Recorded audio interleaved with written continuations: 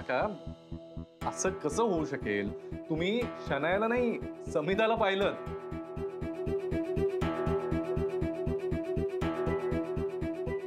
तुम्हाला भास झाला, लक्षात येतंय?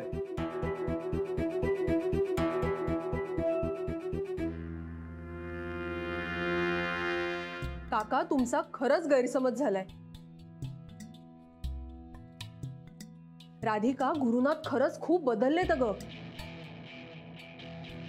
कार मध्ये गुरुनाथ फक्त तुझ्याबद्दल बोलत होते.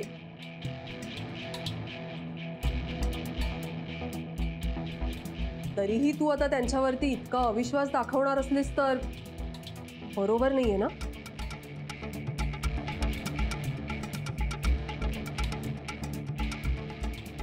काका तुमचा 100% गैरसमज झालाय. सुभेदार साहेब हो. अहो महाजनी जाऊ द्या ना आता. अहो झालं गेलं, गंगेला मिळालं, सोडून द्या. सुभेदार महाजनी काय आहे, मन चिंती ते वैरी न चिंती, अशी सगळी आपल्याची अवस्था झाली.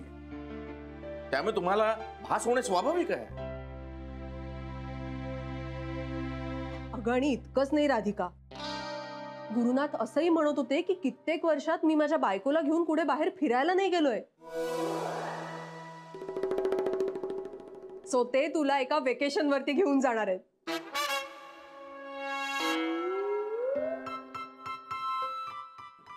बाई पहा बरं.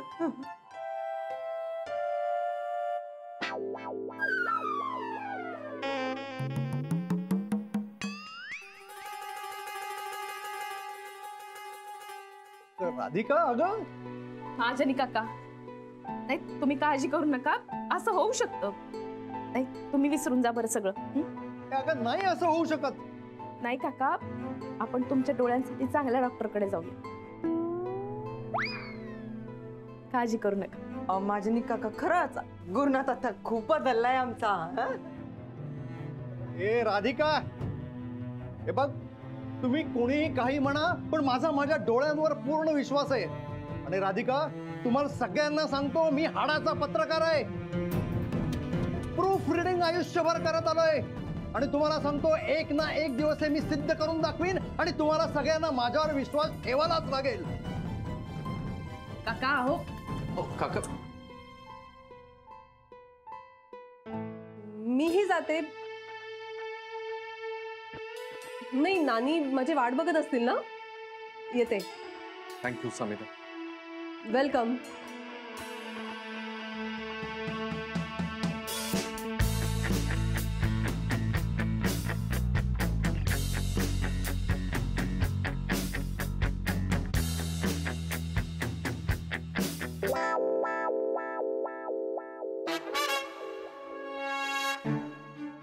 राधिका नाही, हे बघ मला इतर कोणाला काय वाटतं याच्याशी काही घेणं देणं नाहीये.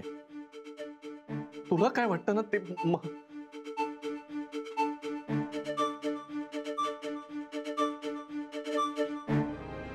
गुरु तुम्ही रडू नका बरं. माझा तुमच्यावरती विश्वास आहे. डोळे पुसा आधी.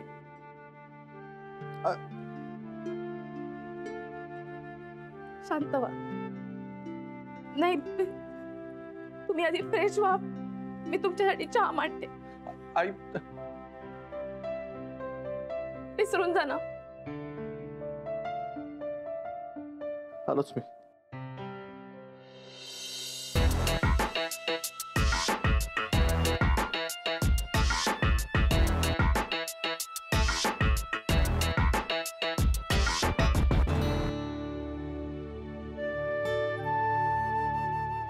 काय बरं किती मनावर घेत बाप बिचारा. राहू दे. दोन शब्द बोलले तर काही शरीराला फोड येत नाही. तसं एकार्थी बरंच झालं. कमीत कमी त्याला कळेल पुन्हा जर अशी चूक त्यानं केली तर त्याला किती महागात पडणार आहे ते. जा बाई तू चहाचं बघ.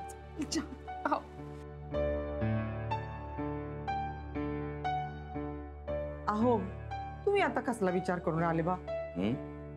विचार कसला करून आले. विचार करतोय, नागपूरला तर जातोय, 2 दिवसात परत यावं लागेल मला.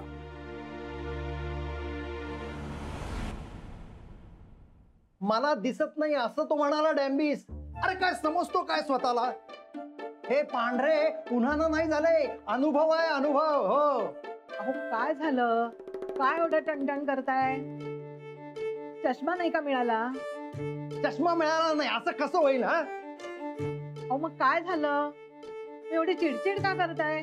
हे बघ, हे काय आहे? कोबी बरोबर. हा हे काय आहे? वांग बरोबर. बरोबर. आता हे घे, लांबदार लांबदार लांबदार. हे काय आहे? 2 मटार बरोबर. बरोबर. तरी मला तो दिसत नाहीये असं म्हणाला. मी काय वेडा आहे का? मी जे डोळ्यांनी पाहिलं ना तेच सांगतोय. अहो कोण म्हणाला तुम्हाला दिसत नाही असं? हे बघा मला समजेल असं नीट सांगा. गुरुनाथ. गुरुनाथ? हो त्याचा काय संबंध? सांगतो.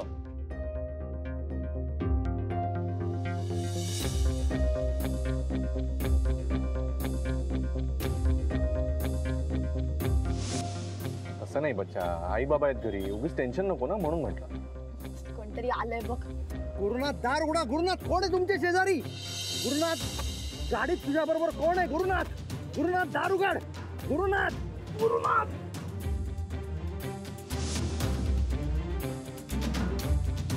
अहो पण मग हे राधिकाला कळलंय का? हो कळालं ना, पण त्या राधिकाच्या नवऱ्यानं मला आंधळं ठरवलं आणि ती समीदाही त्याला सामील होती. पण तुला सांगतो, गुरु बरोबर शनयाच होती आणि गुरु अजूनही त्या शन्याला भेटतो हे मी पुराव्यासकट सिद्ध करून दाखवेन. अरे हाडाचा पत्रकार आहे, हाडाचा. पुराव्यानिशी सिद्ध करून दाखवीनच.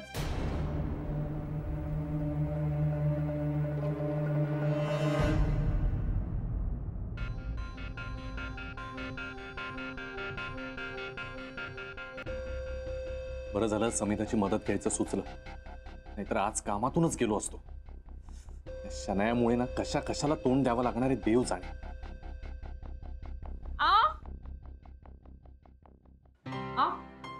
चला खाऊन घ्या बरं. चहा पण गरमागरम आहे, घ्या. नाही माझी इच्छा नाहीये राधिका. काहून इच्छा नाही? हे मला विचारण्यापेक्षा स्वतःला विचार ना. आओ मी अजून चिडलेच आहेत का माझ्यावर? चुकलं ना माझं, सॉरी. सॉरी काय सॉरी? नाही मला ना काही कळतच नाहीये राधिका. मुळात हे सगळं करायची काय गरज होती? एक तर माझ्या फोनला हातच का लावला? बरं ठीक आहे, लावला तर लावला, पुढे काय केलं आपण? आई बाबांनाच दाखवला. प्रकरण कुठच्या कुठे गेलं? काही गरज होती का हे सगळं करायची? आओ ते मी नाही म्हणजे तरी मी म्हटलं बाबांना का हे असं काही करणारच नाही म्हणून. आईनी पण सांगितलं का गुरुची मती काय घास खायला गेली आहे का म्हणून.